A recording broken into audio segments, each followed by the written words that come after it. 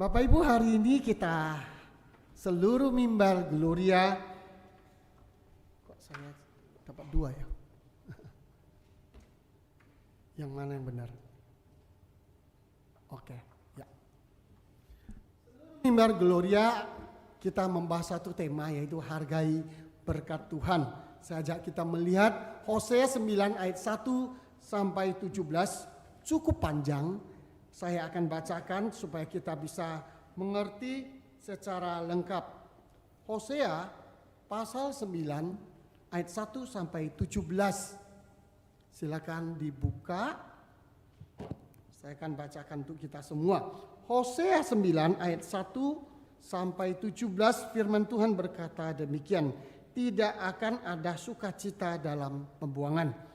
Janganlah bersukacita, hai Israel, janganlah bersorak-sorak seperti bangsa-bangsa. Sebab engkau telah berzina dengan meninggalkan Allahmu. Engkau telah mencintai upah sundal di segala tempat pengirikan gandum. Tempat pengirikan gandum dan tempat pemerasan anggur tidak akan memberi mereka makan, dan anggur akan mengecewakan mereka.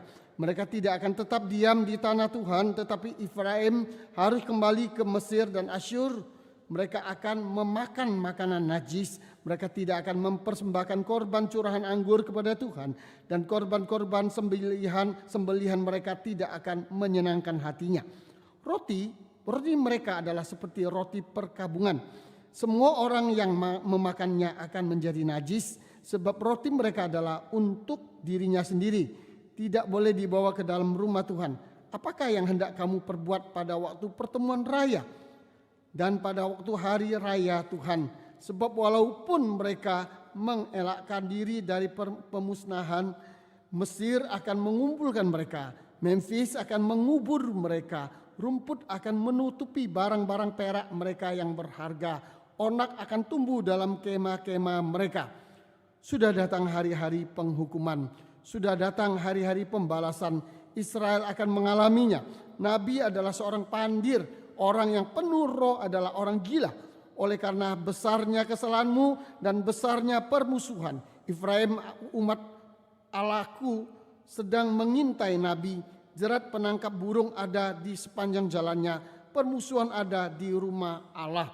Busuk sangat perbuatan mereka. Seperti pada hari-hari Gibea. Ia akan mengingat kesalahan mereka dan akan menghukum dosa mereka.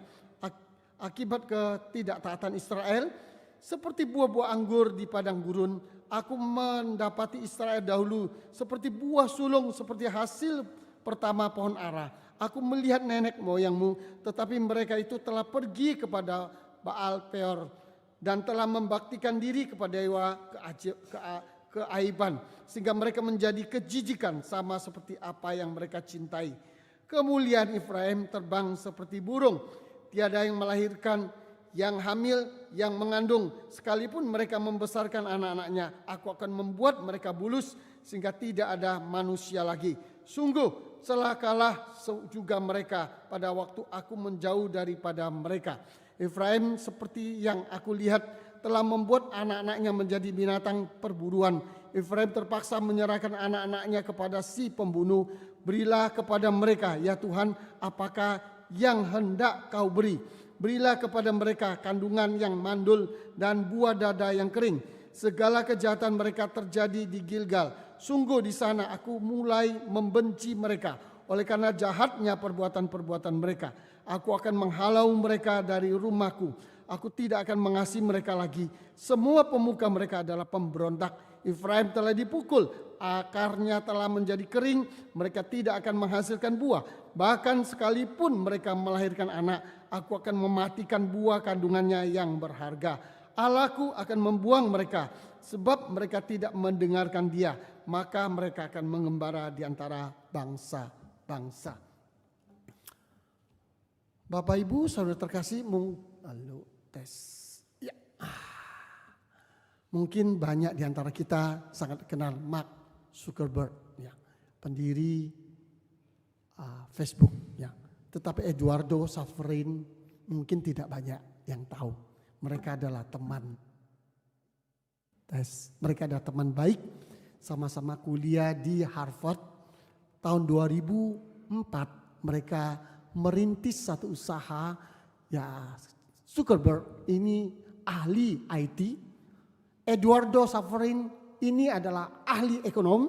Mereka mahasiswa sangat baik. Dan kita tahu akhirnya dua-duanya itu mempunyai istri keturunan Asia.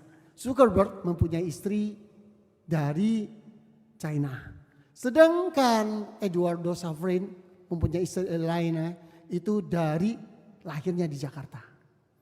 Besar di Singapura.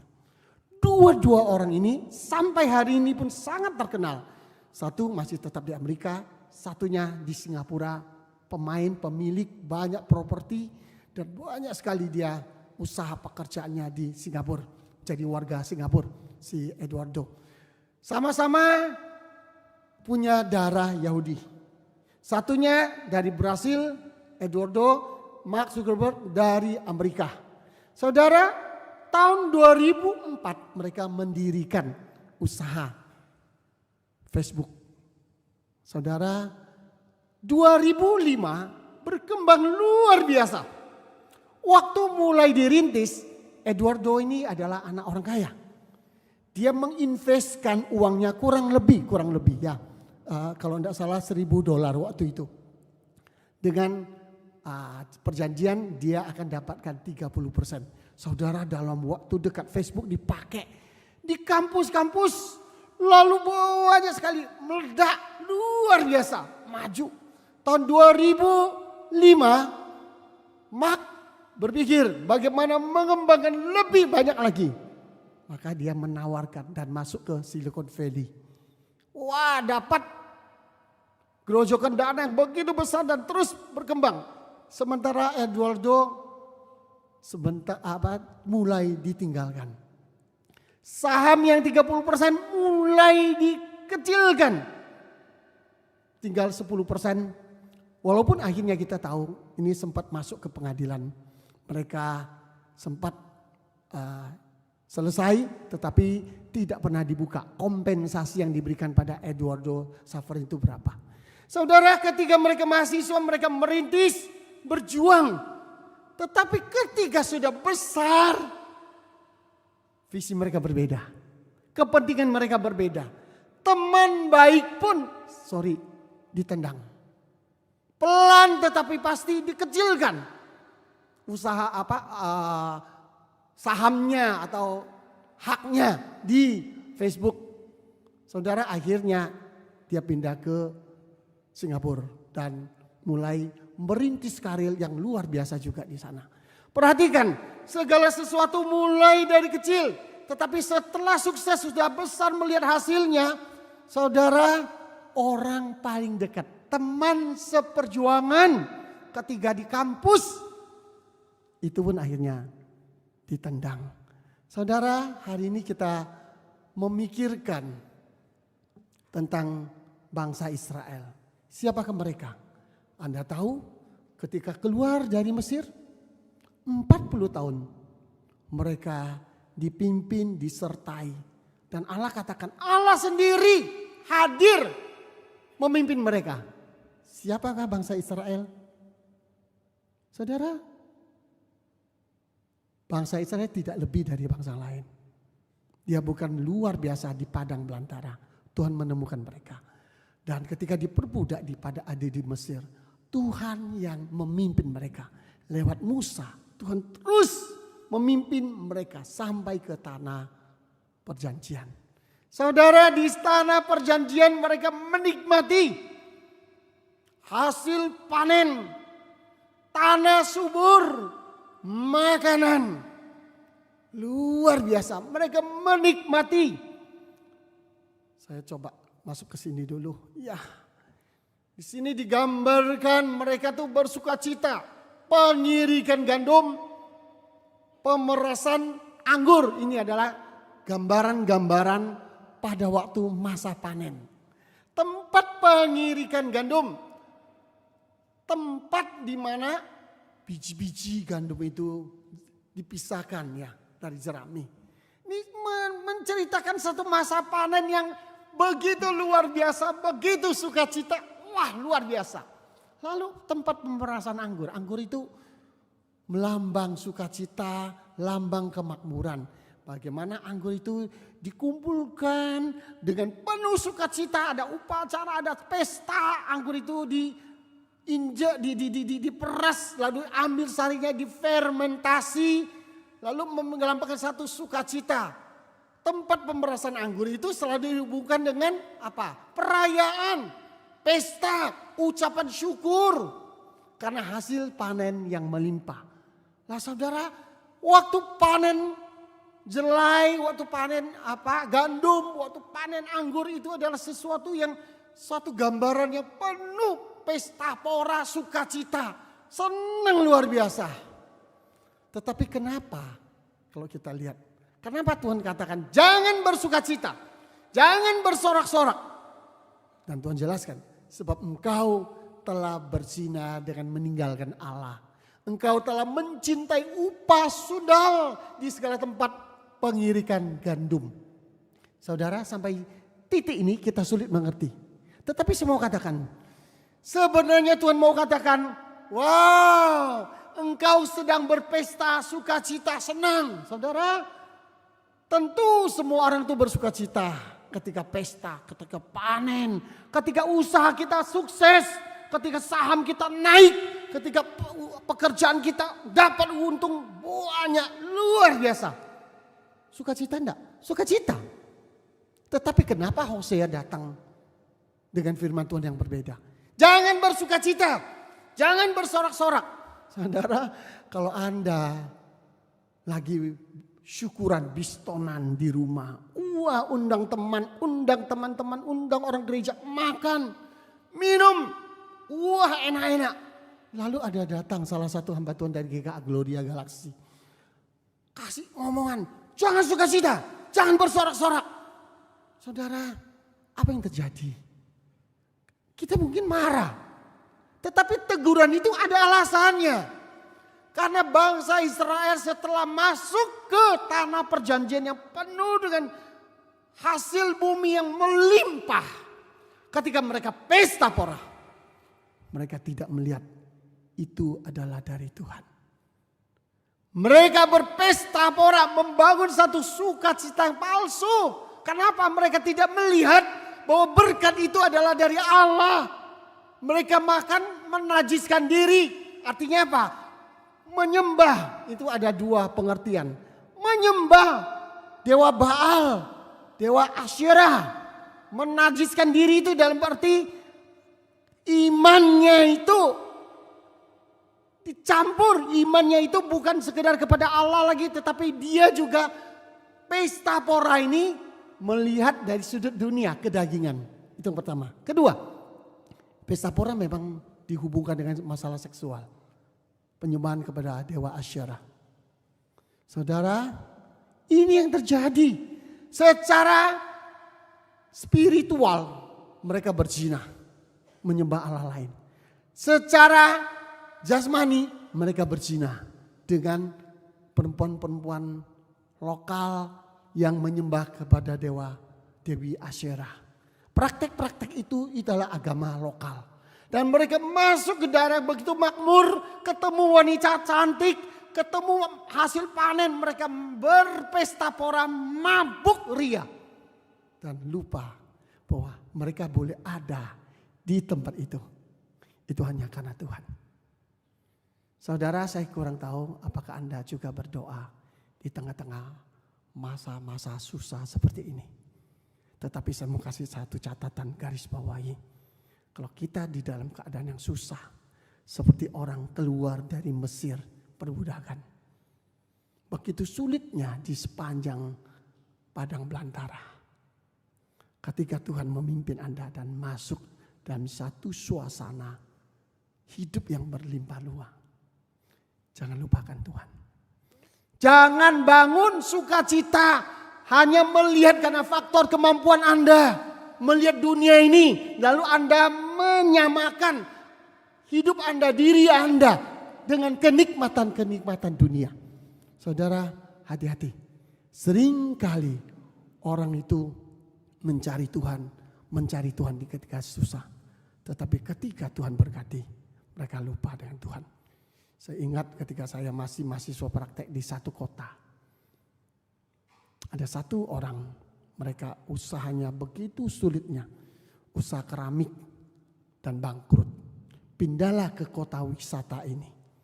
Saudara, kita betul-betul karena dia sama-sama dari gereja yang sama dan waktu itu saya pelayanan. Jadi kita betul-betul temani dia, bergumul dengan dia, fokus setiap dia hampir 1 minggu itu berapa kali ke gereja. Orang lain tidak ada di gereja pun dia datang dan sendiri berdoa, berlutut di gereja. Kita temani dia, begitu sulitnya kita doakan dia. Bukan masalah utang saja. Sampai ke kota wisata itu dia juga tidak tahu berbuat apa. Tapi puji Tuhan, Tuhan tuh membuka ide untuk dia. Karena kota wisata itu terkenal babi gulingnya. Lah, tapi babi guling kan tradisional sekali. Dia bisa membuat babi yang berbeda. Ya. Jadi siobaknya itu khas sekali. Enak. Saudara, ramainya luar biasa. Sampai hari ini mungkin masih ramai. Kalau Anda ke sana bisa cari merek ini. Ya. Nah saudara, mulai ramai. Waduh luar biasa. Lalu yang kaget adalah suatu hari dia bilang, Pak Alex, sorry aku sekarang sulit beribadah. Karena ini kota wisata. Ramainya itu justru banyak wisatawan tuh di hari libur. Apalagi hari Minggu. Itu puncak-puncaknya, saya sulit sekali. Saudara, sejak itu dia tidak ke gereja. Sejak itu, maafkan, mungkin dia, sekarang saya kurang tahu apakah sudah balik ke gereja atau tidak. Setahu saya makin besar, makin sulit ditemui orang itu. Sulit ditemui dan dia sudah tidak ke gereja. Saudara, ada kalanya kita meminta Tuhan memimpin menyertai kita. Awalnya relasi kita begitu baik. Ketika kita sudah di puncak, sudah menikmati, teman pun ditendang. Jangankan teman, Tuhan pun dilupakan.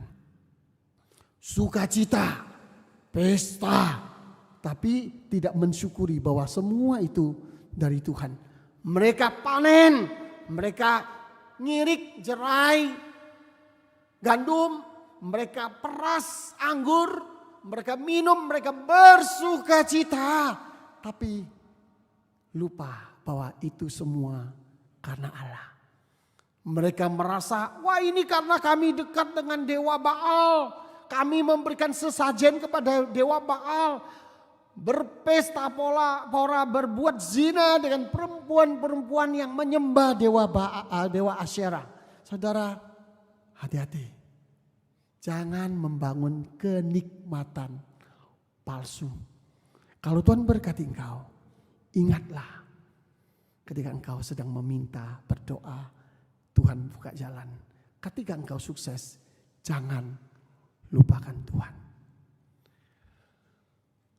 Hal yang kedua, saudara, bagaimana menghargai berkat Tuhan? Jangan membangun ibadah palsu.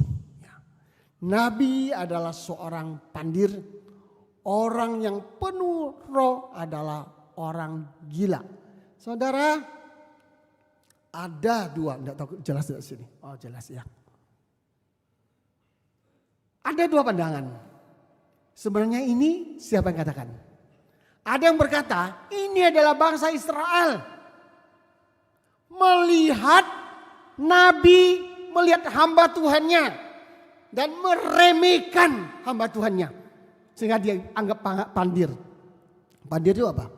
Kalau Anda sering nonton acara televisi, Anda akan ketemu seorang yang suka pakai kata ini. Dungu. Dungu. Saudara pasti Anda tahu. Ya, suka dungu. Dungu itu apa? Bodoh. Nabi dianggap bodoh. Kenapa? Lalu dianggap gila. Tidak waras, tidak masuk akal. NIV menerjemahkan mania. Saudara, apa artinya? Mereka ini, pandangan pertama adalah mereka tidak menghargai Hosea. Kenapa? Hosea tidak sejalan dengan pemikiran mereka.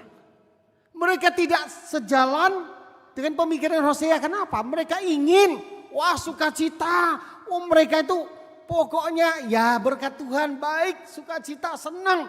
Lalu kompromi dengan dunia. Hosea tidak mau.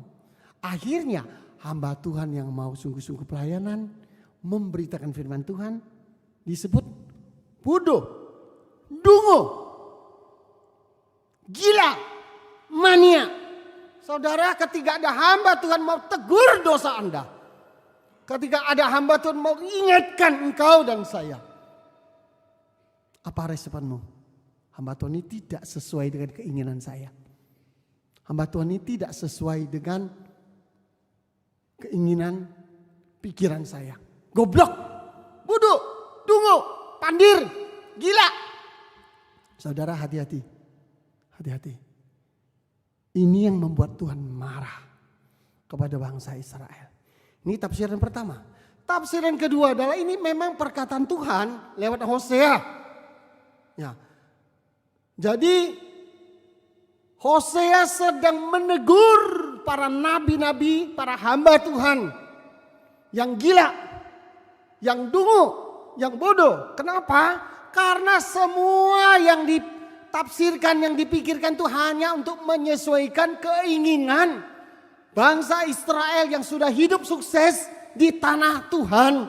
Dan mereka ingin sekedar menyenangkan. Jadi apa yang diberitakan, firman Tuhan yang diberitakan adalah untuk mencari perhatian, menyenangkan orang-orang yang ada di tanah perjanjian. Mungkin mereka orang kaya, mungkin orang sukses. Saudara, ketika hamba Tuhan terkunci karena kemakmuran, terkunci karena berkat, terkunci karena seringkali mungkin diajak makan, mungkin diajak pesta.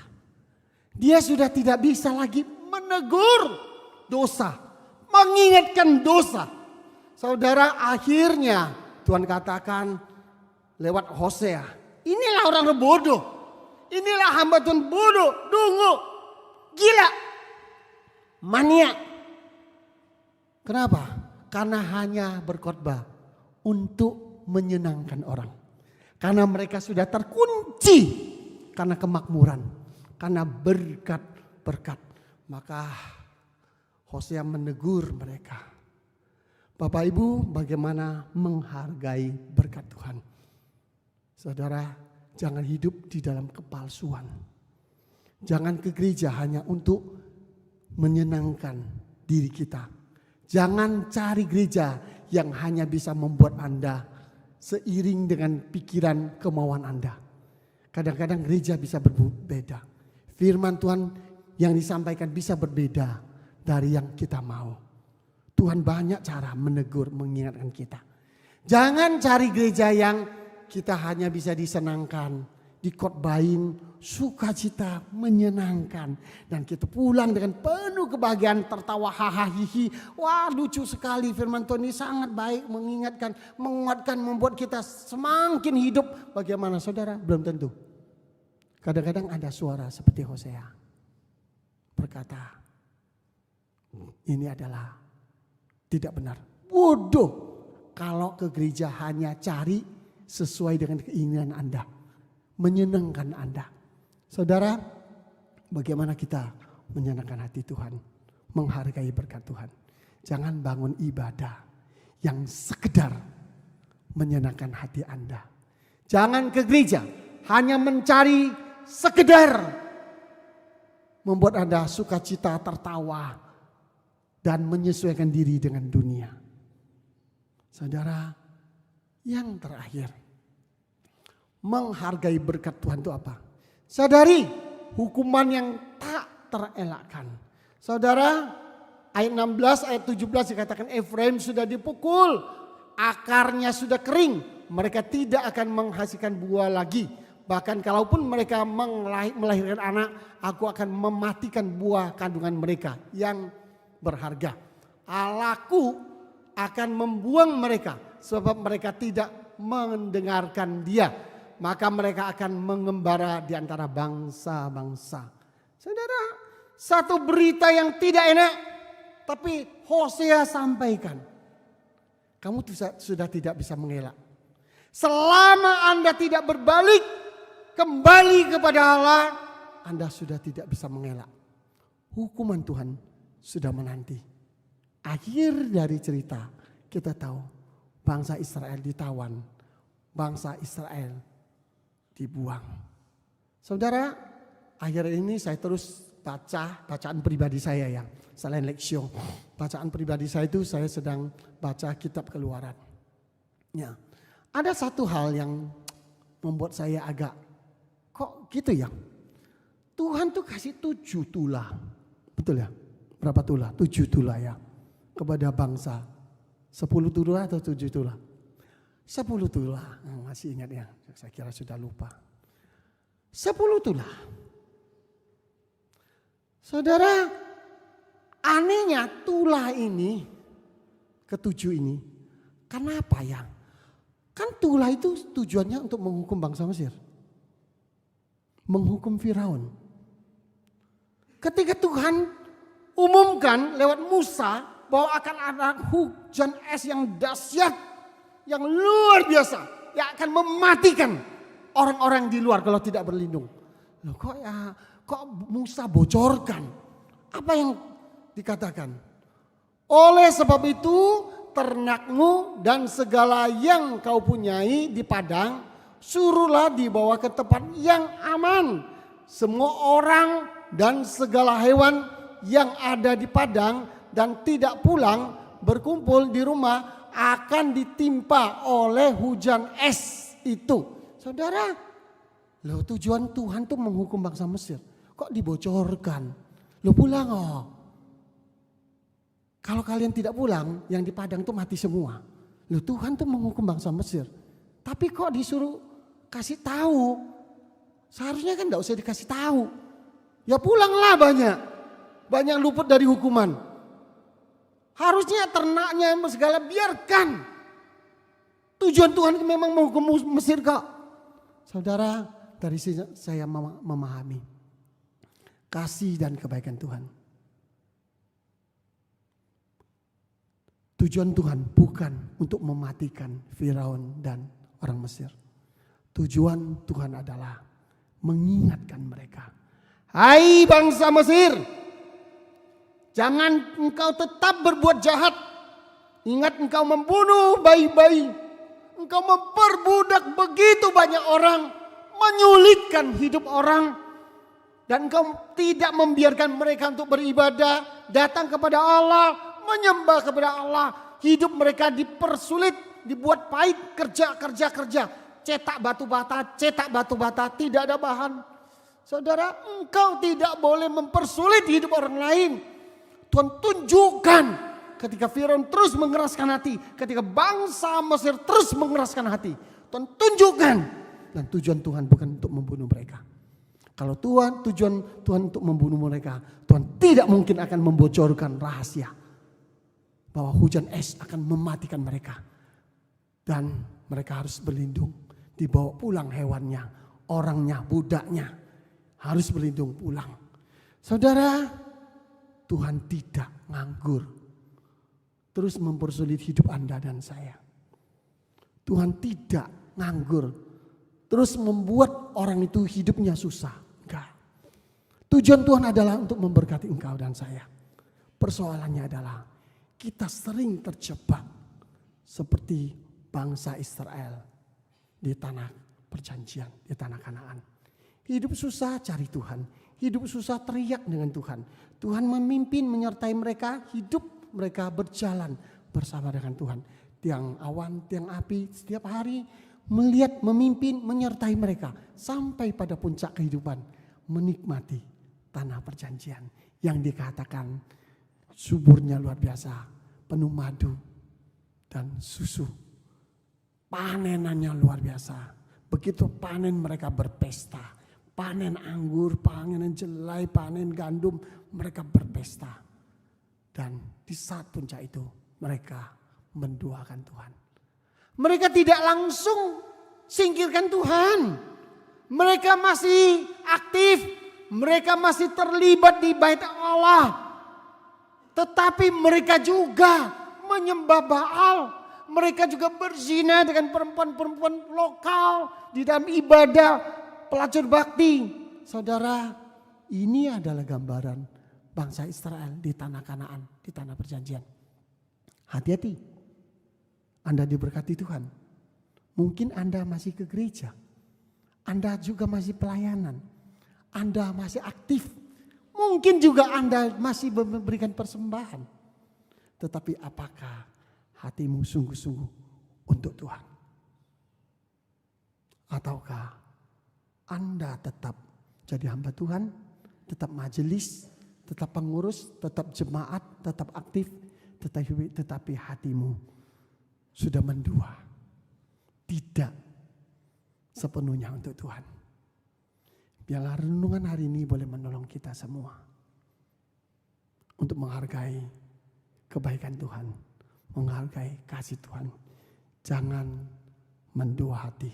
Jikalau hidupmu hari ini di tengah-tengah persoalan, kesulitan, datanglah pada Allah. Dia tahu engkau anaknya. Tetapi jikalau engkau sedang diberkati, engkau ada di puncak kehidupan, jangan lupa itu pun dari Tuhan. Kita berdoa.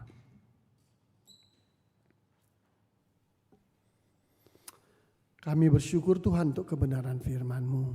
Engkau pimpin, Engkau sertai kami. Ketika kami hidup susah, kami mencari Engkau. Kami butuh perlindungan, pertolongan Tuhan. Dan seringkali dengan belas kasih Tuhan, Engkau memimpin kami sampai pada tanah Kanaan, di mana kami boleh hidup dengan lebih baik. Namun sayangnya, sedihnya, saat itu juga kami menduakan Engkau. Tolong kami Tuhan dalam kehidupan kami hari ini. Jikalau kami diberkati, ingatkan kami Tuhan bahwa semua itu dari Engkau. Berkati firman-Mu, berkati kami semua. Di dalam nama Yesus kami berdoa. Amin. Terima kasih Tuhan berkati.